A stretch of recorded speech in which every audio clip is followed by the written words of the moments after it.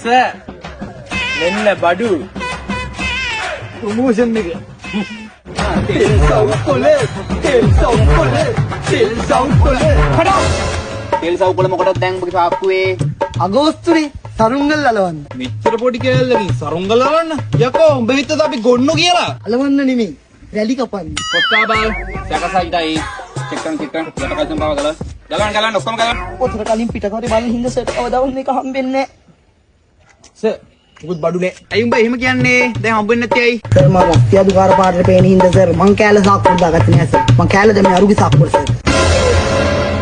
කියන්න එපා අඩුවෙන් හැබැයි කියවද්දි කියවපන් අඩුවෙන් මැදුරට ආවේ මඩුවෙන් උඹල මඩ ගාලා වගේ දැඟලුවේ වැටෙන කෙරලා ගංජන අඩුවෙන් හරි හැටි මේක ගැන දැනුමක් නැති උන් ගිනි තියනවා වගේ හනුමා කිව්වොත් ඉවේ වගකීමෙන් නැත අනුමාන කරලා අපි තමයි තිබෙදිනු